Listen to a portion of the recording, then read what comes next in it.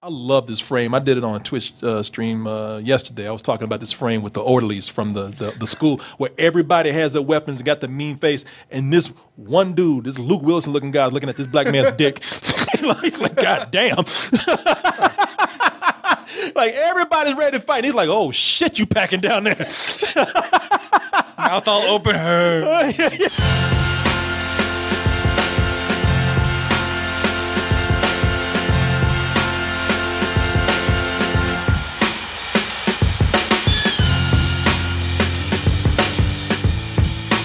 So what's this big show we got? Big show today?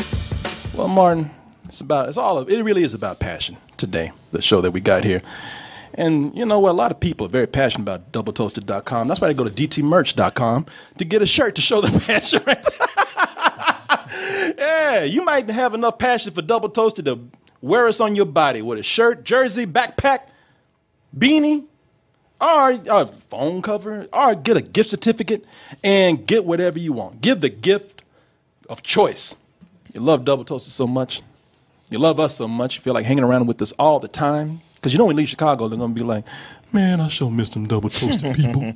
Well, join us here on the show by becoming a subscriber. And not only do you get to join the show, but you have the good feeling of knowing that you're keeping these shows going. And you can do that many ways. First of all, you can try it 7 days for free. If you don't like it, you can stop at any time. Keep the audio. Audio is a free gift from us to you. You can find it on SoundCloud and iTunes. But you're going to love it so much, you say, I'm going to subscribe for a little while. At least hang out. Ain't nothing wrong with that. And you can do that in many ways. Try using your Amazon account. Using the Amazon Pay button. Put username, password in there, press in. Ooh, Martin, he got it. Finally got it. That toasted goodness. Oh, I thought you were walking up to me. Oh, that's your chair of preference. Oh, sorry. Let's go ahead and get into it, man. Now, we were just talking. Let's do like a little recap right here. This weekend, the only one mighty enough to come in and kick Thanos off his throne with a mere snap of their fingers was Deadpool. Everybody was looking for that Deadpool. Deadpool said, I'm going to give my man his time. And I'm going to come in and take over the box office like he did. As you saw there, $125 million on its opening weekend, doing just about, I guess, a tad bit better than the original Deadpool. No, a tad bit worse. Oh, did it do a tad bit worse? Yeah, it was 132 is what the first one made, first weekend. Oh, okay. So just shy. Just shy. Now, that's interesting because that means that for all the hype and money that this movie made this weekend, apparently not everybody was talking about it like others were, saying it was the best Deadpool yet. Well, only two of them, but you know, it's better than the first. And some people even went as far as to say, you know what? Whoop my ass if you want to, but I even like it better than Avengers. Tell me they got that in slow motion. Sometimes you have to fight dirty. Oh, well, I don't know why people wouldn't like this. They're giving us the same jokes, the same humor. Yeah, y'all liked it once. What's wrong the second time? Hey, the same graphic violence. Well, people saying, yeah, it's the same old shit, but it's more. Now, you saw it today. Yeah. What did you think? I really liked it. I didn't think I would like it as much as I did, considering how people were saying, like, it's not as good as the first one. That being the case, what's your rating? It would be full price. Absolutely. Okay. Some of the flaws that I saw in this movie, I couldn't really go deep. But this time around, I can.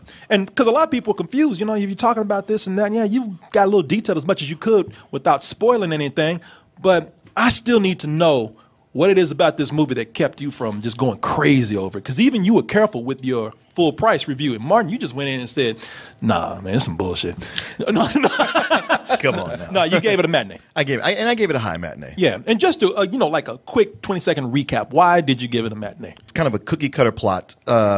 The kid that you're supposed to be rooting for him to be with, as much as you kind of feel for him at first, the longer it goes on, the more you don't care for him. Mm-hmm. The jokes, I mean, plenty of the jokes are funny, but the first one has this hit ratio where I like I said, I've rewatched it 6 times, and I still laugh or see things I hadn't seen. Yeah. And here, a lot of these jokes are telegraphed.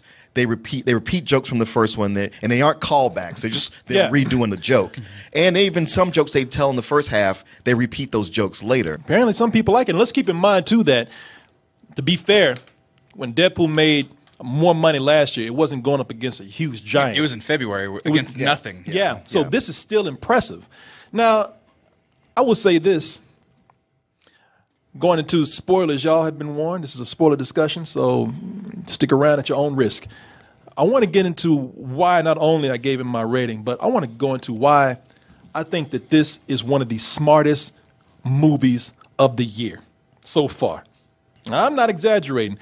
And the reason why I say this is because this movie, the filmmakers said they know that they're working with a story that sucks.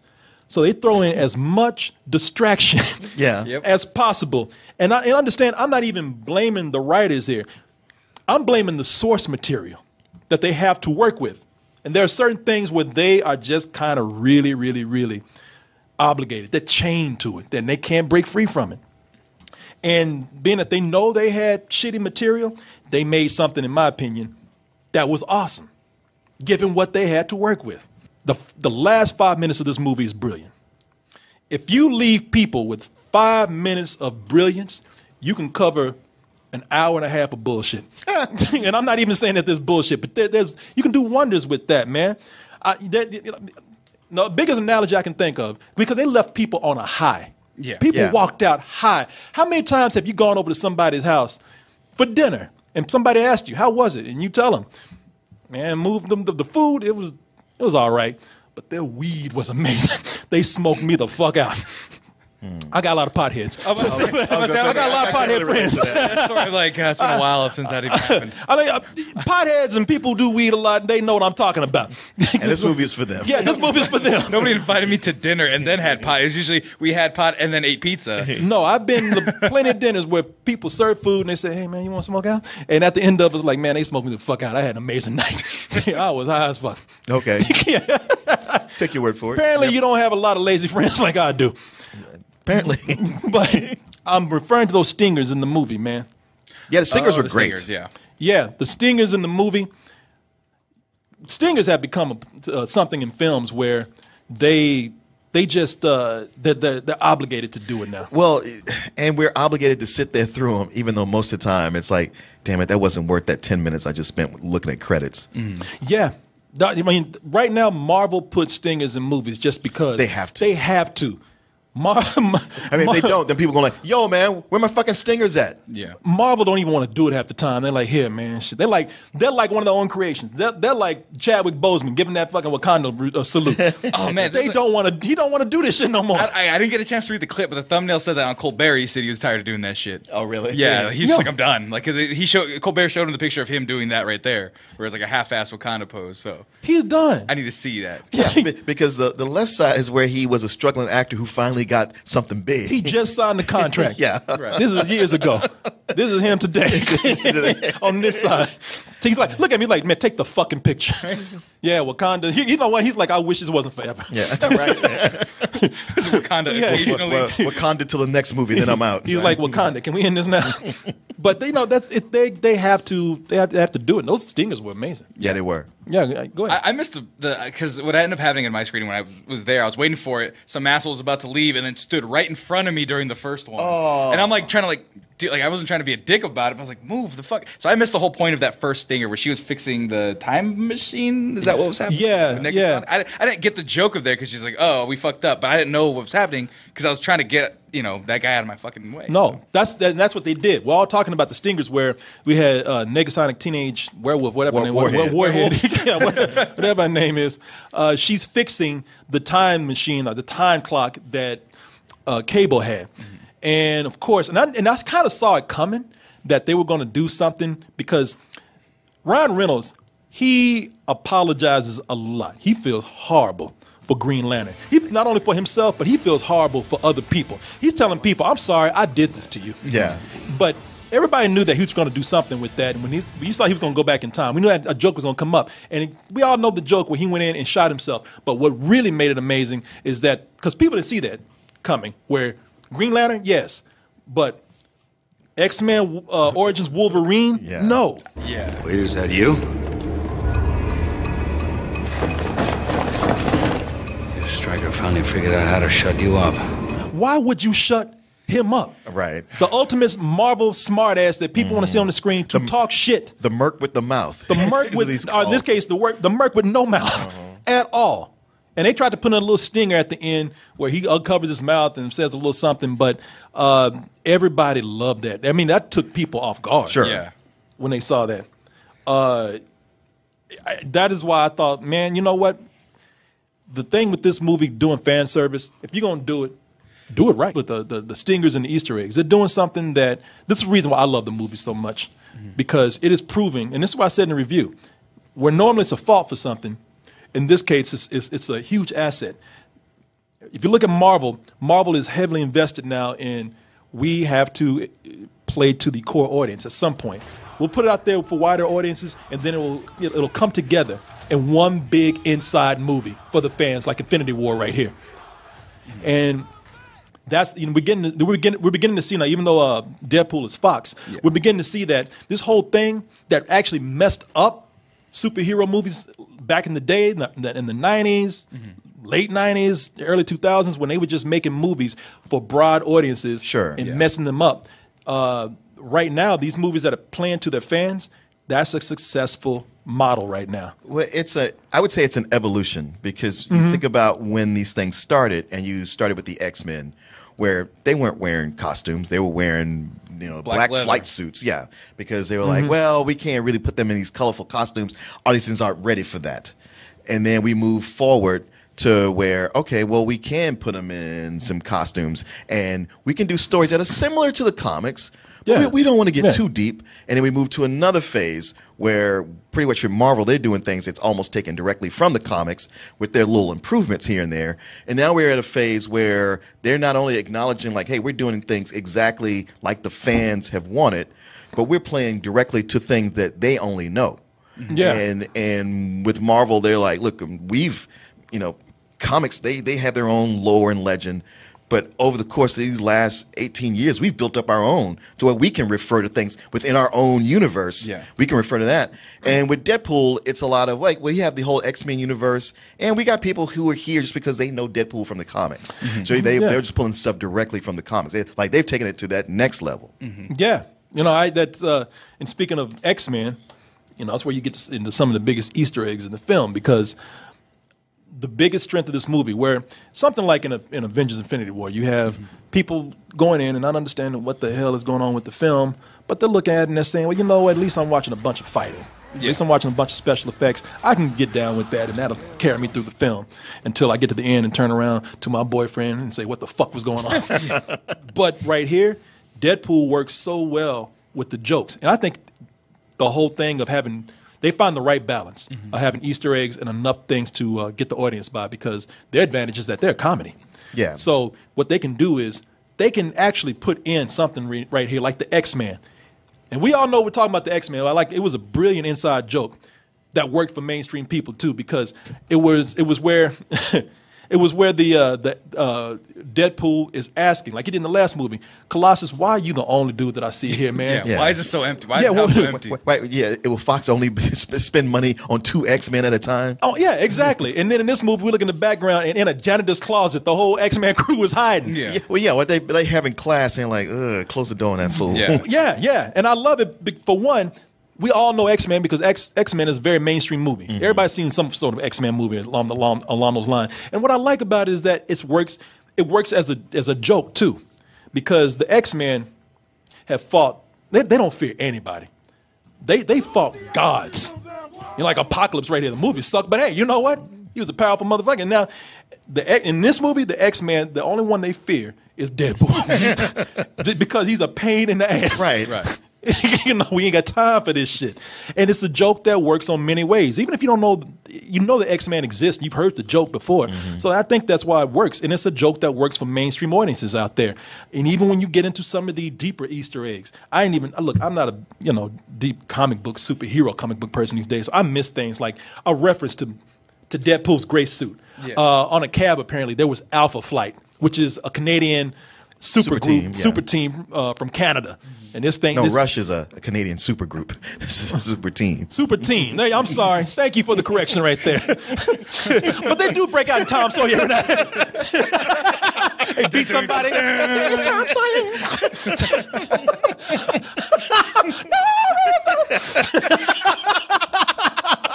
But now, you know, they put those jokes in there, and if you don't notice them, that's fine. The movie goes on, and nobody knows the better. Right. They put in Deadpool's gray suit because he got burned up. Right. Meanwhile, there's some nerd out there like, that's like when he had that gray suit in the comic. The X-Force, the uniform, yeah. And some of these jokes help to set up character. I mean, Colossus always being the one to have to deal with Deadpool really does mean that the X-Men don't like him. You know, he really is D-list. They're the ones always telling him, hey, man, you go out and deal with him. I mean, to the point he's getting molested by Deadpool, you know, because they know what Deadpool does. And I like that, you know, it's a joke that sets up something. I mean, this guy has not only the power to regenerate, but to get on people's fucking nerves. Sure. Some of these jokes are funny 48 hours later. Yeah. There are things that happen I didn't even know. That you didn't know. That I didn't know. I mean, I laughed. Some of the jokes I laughed at, some of them I didn't. I mean, there was one scene where when we have Cable who finally comes over into our time, there's two hillbillies that are talking. He kind of knocks him out. He doesn't kill him. He just knocks him out. Right. It's very Terminator. One of them is Alan Tudyk. Oh. Yeah. I didn't know that. Yeah, I didn't catch that either. And you're looking at Brad Pitt, and I'm like, well, fuck Brad Pitt. Why is he here? The Vanisher. That whole joke about you think that it's nothing there, like like when they're skydiving, you see a vest, and you're thinking there ain't nothing there, and then when the Vanisher actually, you know, when the X-Force was dying, the Vanisher actually hits a cable, right, and it's an actual dude. Yeah, I did not know that was Brad Pitt. Oh, you didn't? Yeah, no. I knew that. Oh, I caught it right. I was like, that's fucking Brad Pitt, and then he was done. I was like, all right. Alan Tudyk, I didn't know until I saw the credits. I was like, oh, that was him. No, I usually catch him. I didn't catch. I'm stupid. I am blind and I'm dumb. I didn't catch anything at all. And you know what? Sometimes being dumb has its, you know, it has its moments. Like for me, that was like, when I read that, I was like, oh shit. I was too busy laughing at the story he was telling about the baby wives, and then you get it. I was like, this is a stupid conversation, but I'm fucking laughing my ass off. And you want to talk about X-Force, you know what? That's why this movie is also brilliant, because of the marketing with this. Can I tell you one thing I saw in the trailer this time? No, what's up? Because you know I see things in the trailer. They show a clip of Terry Crews punching some dude on the ground. I know. And that's nowhere in the movie. Go seeing it, I was like, I don't remember that. And you know what?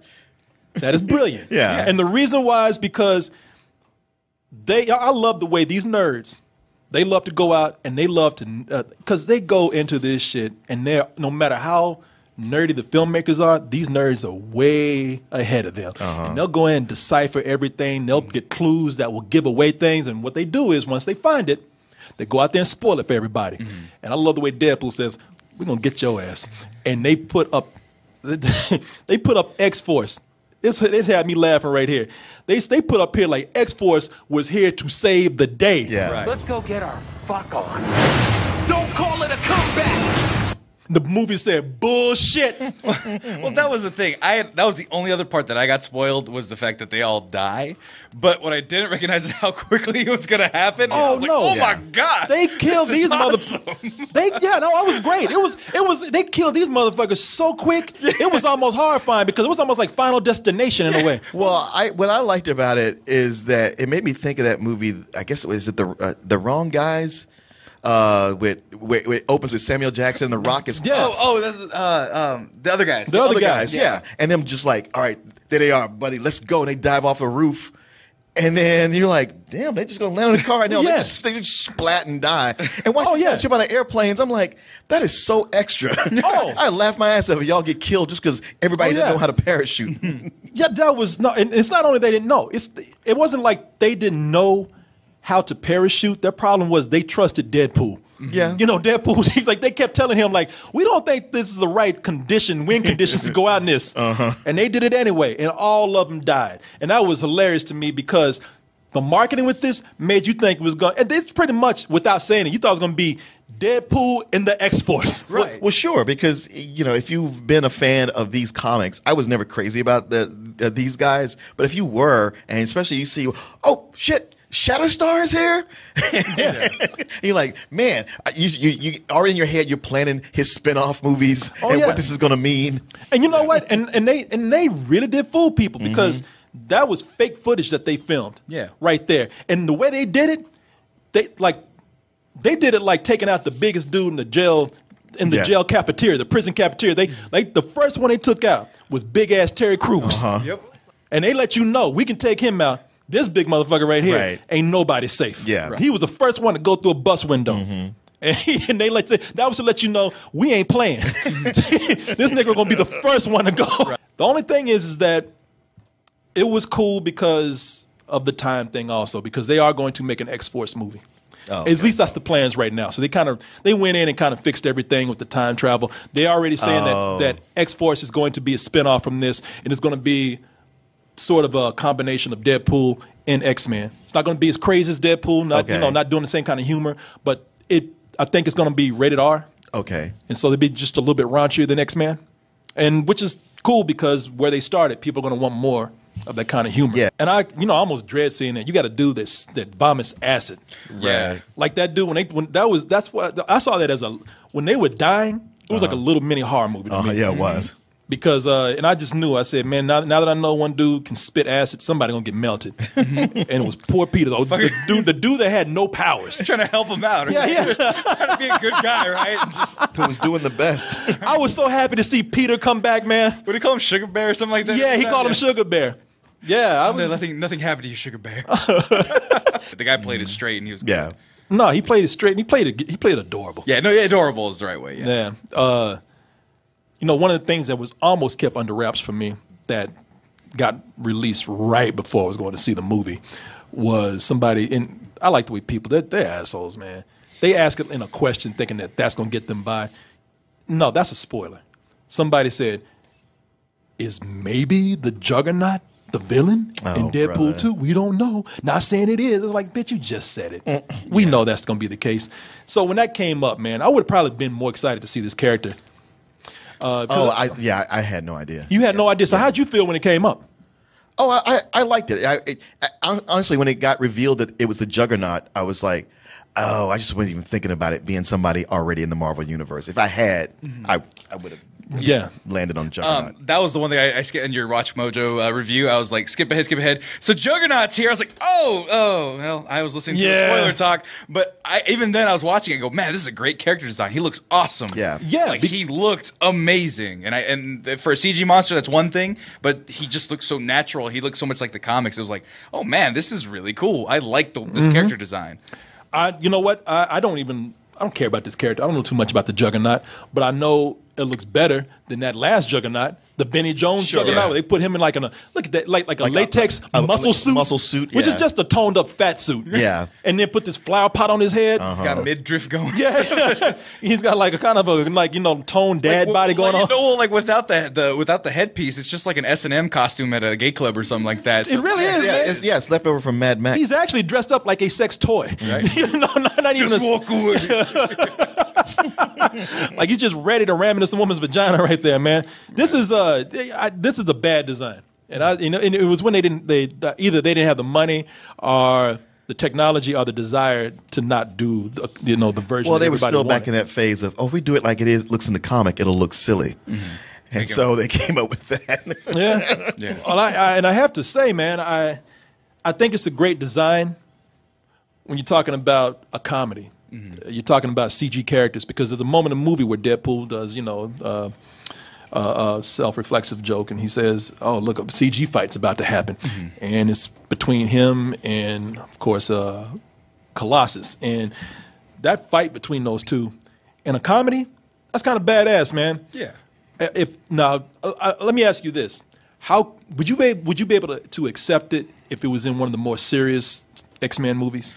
Not the ending, but the middle parts of it, yeah, where they're like kind of fighting dirty and getting real nasty with it. Yeah, I can understand, but the ending when he shoves the cable up his ass and throw him in the pool, okay, that's the silly part. Okay, so the look wouldn't bother you. It wouldn't, because it's no different than any of the other CG fights I would have seen. But if the whole point would have been like, oh yeah, Colossus is fighting dirty and that's how they're doing it, and he's getting dented up and fucked up, yeah, I would still enjoy it. Okay, what about you, Martin? Yeah, same thing. I was looking at it and I was like, you know what? This actually doesn't look bad. Right. Okay. It was not, well, it was dimly lit. It was good enough for what you needed to do. But another interesting thing that he's mentioning in like a small comment, it's now canon that's his that Professor X is his brother. Because in the comic books that's the truth, and so that's why he wears the helmet to not be controlled. And so now he even said that, right? Yeah, he was like, why do you wear the helmet? He's like, because my brother's always trying to read my mind, and this keeps him from doing that. So it's like, oh, okay, that's a part of this universe now, which is neat. And being that James McAvoy already made his appearance, exactly. I mean, even though that's the Easter egg and it's a joke, you're in too deep at that point. Yeah. When I said that this movie, the weakest parts of it is because it's beholden to the canon or the mythology or whatever of this character. At some point you got to bring up characters that are fan favorites, since this is kind of a fan movie, and one of those characters is Cable. Like in the movie, Deadpool tells you straight up, don't Wikipedia this character. He's stupid as fuck. Yeah. I didn't know Cable. I read on him because I wanted to know what I was getting into with this character. And when I read on him, I was like, you know what? I wish I never read this because I don't know what the hell they're talking about. Yeah. I'm more confused going into it than I was when reading this than I was ignorant. Yeah, and that was. I'm sorry, I'm more confused reading this than I was going into it. Yeah, I've never liked Cable. And while I was feeling like, they made this character too simplified for this movie, but it's much better than trying to be accurate with it. Right. I don't get it. Because isn't he Cyclops' son? Is that From the future, from the yes. Future? Yeah. That's the whole arc. And he's a cyborg, and he shoots guns, but he also has telekinesis. See, yeah. Come on, man, pick one. Exactly. Exactly. That's just too much. And the character, it's not that he didn't work for me in the movie, because I think for somebody like Deadpool, he's a great straight man. In a comedy, he's a great straight man to play off of because he's so serious. Because I like the way Deadpool just kept calling him a racist. Yeah. And that's when because in the movie, you have Josh Brolin. Look, he's great with what he's given, but that character is nothing. That character is nothing but he's a device. He's a device, and he's nothing but Clint Eastwood. He just snarls all of his lines, and he's just a tough guy character to the point of being boring. I was born into war, bred into it. And when I look at that, I'm like, also, it's being that it's a ripoff of Terminator. He's nothing but a Terminator from the future. I mean, they don't do anything with him. He comes from that same shitty future. Yeah. He's looking at that same wasteland. You see in every Terminator movie. Skynet ships might as well have flown by. Yeah. I mean, they straight up jacked Terminator 2 right down to even the apocalypse in there. But to see a guy so serious just be like taken down and be irritated by Deadpool. Like there are moments where he keeps having to defend himself. Like Deadpool found that point. So I'm gonna break your ass, and he kept calling him a racist, and he kept having to break character. Like, man, I'm not a fucking racist, all right? But you have to think about it. Essentially, Cable's like a millennial, or even further down. If you think about the way he grew up, that's the thing. If you think about it, like you got to imagine him being a couple generations down. So if people think millennials are bad, think about what somebody growing up like that. So being called a racist would be like, no, I'm not, because we're so accepting in the future now. And I didn't even think about that. That guy, for me, that made me laugh. And then the whole point about him being like Clint Eastwood, that's what you need, in my opinion, against a character as crazy as Deadpool. Right. I mean, if you're going to have a comedian and a straight man, have a comedian and a straight man, a Keenan and Kel. But then you have someone as crazy as Deadpool, I think you need to go stark the other way as well. Stoic, pretty much fucking nothing, and then have them bounce off each other. Actually, Josh Brolin's playing him. I am cool with that character. It's the device that he was used for, as you say. Oh. A lot of people, even Vanessa, which she was such a great part of the first movie, and I was really sad to see her limited to just being a device. She's just something to send him on his quest. Exactly. You know what? They had to get rid of Vanessa in the movie, and Vanessa, who's played by Marina Baccarin. I think Baccarin. It's Baccarin. Marina Baccarin. First of all, they just didn't have any room for her in the movie, so they clearly had to get her out. And the problem with her is the problem I have partly with Cable. Cable is there just to introduce the story with the kid. Yeah. And I'm gonna tell you something. I hate that kid. I know some people, they probably don't have the same feelings I do. Some people are like, oh, he's all right. Some people are like, man, he was funny. Some people are saying, man, you know what? He's bad. I didn't like him, but he didn't bother me. I hate this fucking kid, because what they tried to do here is that they're trying to make you feel sympathy for a character that has no reason to feel sympathy for. He's an asshole, And on top of that, he's a murderous asshole. This is like watching a Terminator movie where you want John Connor to die. Sure, you go like, well, he just wanted to murder these people who abused him in that orphanage. But he was ready to burn down the whole orphanage with the kids, too. He was ready to kill everybody to the point where even they were nice to him. They were saying, look, man, you have a friend. Like, nah, fuck you. You know, he wanted to kill everybody. Fuck this kid, man. You know, it's kind of like fuck the future. Let the robots take over. I mean, that's like when somebody shows sympathy for a school shooter. Yeah. When they're like, well, he was a nice kid, though. He's like, nah, man, fuck you. I was rooting for Cable the whole time. He grew up. They sent him to this home, and then he was fucking tortured. So goddamn right, you're gonna have a vendetta. And he's, like I said, he's done this 3 or 4 times, so he can't escape. So he's just like he's backed into a corner. I guess it's the story mechanics behind it. To show that he tortured, they just put him in a chair, put a collar around him, and have him go, ow, it hurts. And then all of a sudden it's like, oh, he's tortured, and that's the reason why we're supposed to feel for him. And they accused all of the guards of being pedophiles. So he might have been raped. That is another problem I have. Yeah, they just threw that in as a one-liner. I just don't like, it's not so much the kid. I just don't like the story with it. I think it feels fake. It's nothing in there that I feel is urgent. This kid if you have to kill this kid to save the future, kill him. Get rid of him. Or if you're going to save him, fuck the future. Yeah, that whole like, come on, would you really go back and kill baby Hitler? It's like, I don't see a reason not to. Oh, man, you know, this is the same, and we're going to wrap this up, the same thing with the character Vanessa, man. She was just there to kind of push him along by saying, hey, you know what, kids are cool. And so, you know, it's like, all right, so now he has to feel for this kid that we have right there because it's the wish of his dying girlfriend. It's things like that right there. Yeah, it just brought killed the me movie to have down. such a great character that they wasted. Mm-hmm. But they brought her back, so maybe there'll be more of her in the third one. Yeah, they retconned everything. When the first thing they did was they went in and brought her back. Yeah, I guess that's true. And I will say, as much as I love some of the characters that they have in here, y'all probably want to be careful with characters like Dopender. I think that's his name, right? Oh, Dopender, yeah. Dopender. Yeah, Dopender. Low goes a long way. Dopender was funny because he drove a cab, and that was it. And a lot of brown people drive cabs. I gave you that. Now that y'all starting to turn his ass into a poo from The Simpsons, y'all might want to be careful. Mopping pee and shit off the ground. Yeah, now we get on that point where it's kind of like, hey, isn't it funny that he's brown and he talks with an accent and he's, now he wants to kill people. Sidekick. Yeah. I'm like, y'all might want to be careful with that. If they get rid of T.J. Miller, just have him take his spot because T.J. Miller. I don't know. I don't like T.J. Miller. I've said it before. I think me and Goodwin both hate him equally. So I liked him quite a bit in the first one, but this time around it was like, yeah, he's kind of unnecessary. Yeah, he doesn't need to be here. It's like when I look at it, I was like, man, they're shortchanging some characters, and they got too many unnecessary characters in here. Him being one, the other one being that Yuki. Where she was just there so he can go like, hey, Yuki, nice to see you. And I was like, so that's just going to be the same joke 3 or 4 times? Yeah, that didn't bother me. And to be honest with you, T.J. Miller didn't even bother me that much. I thought he had a really funny joke when Cable was talking about how he's going to torture him. He's like, man, fuck that. I'm going to tell you everything you want to know. Yeah, that was funny. He's like, I don't like pain. I'm going to sell everybody out. Plus, that character works at a shady bar. So, of course, he's going to be like, yeah, if you're going to hurt me, I'm going to sell Deadpool out than anybody else. Sure. And to me, the best thing about this movie was the addition of Domino. And Zazie Beetz as Domino. All that worked perfectly. First of all, she's fine as hell. Yeah.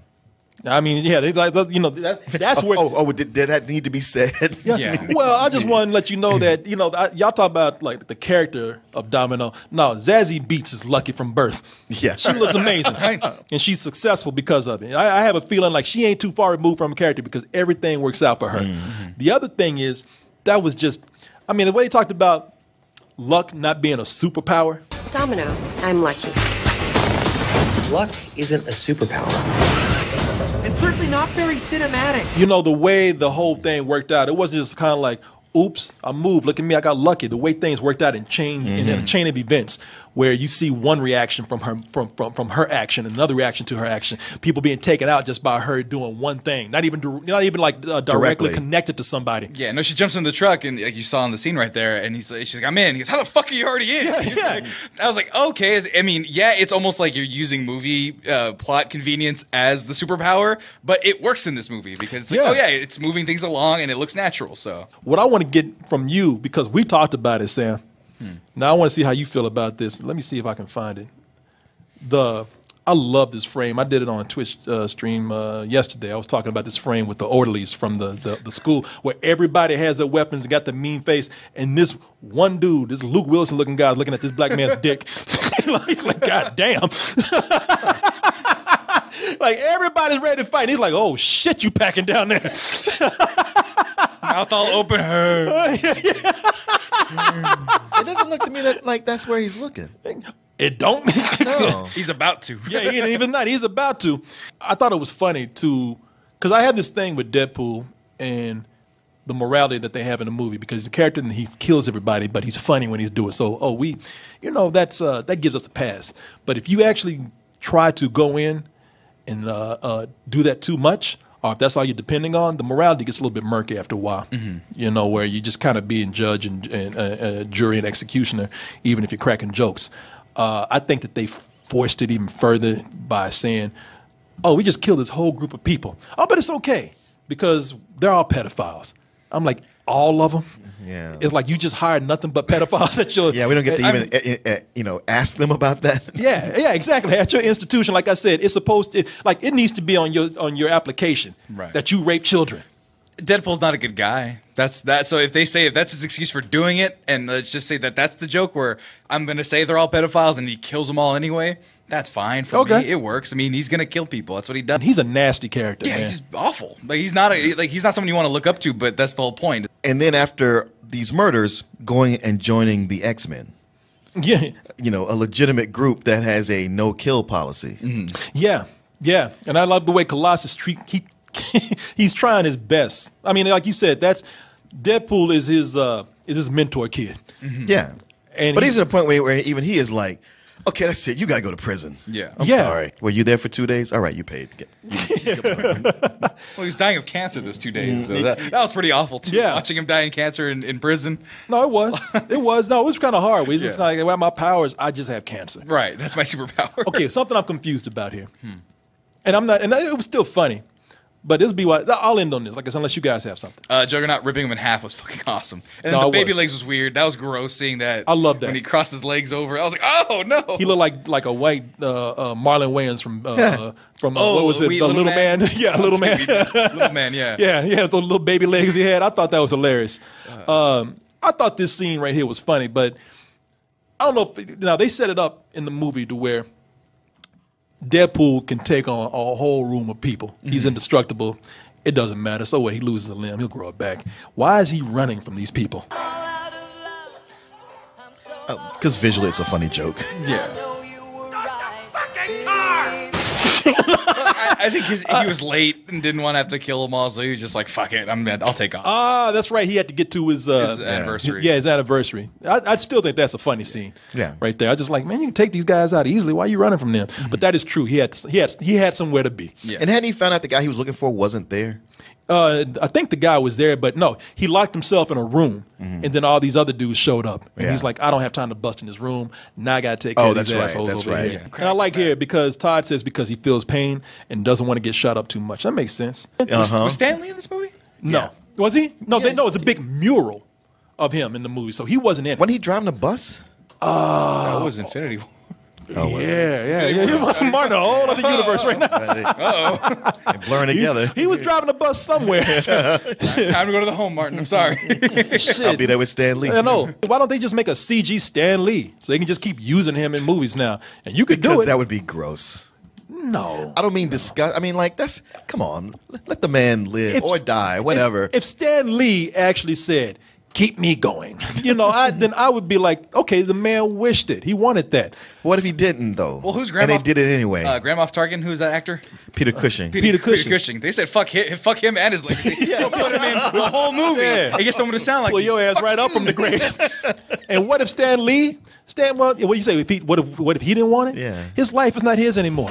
It's ours. It's too bad. He gave that up a long time ago. I live forever, true believer. Yeah. Excelsior. Excelsior forever. Yeah, man. Wait, no.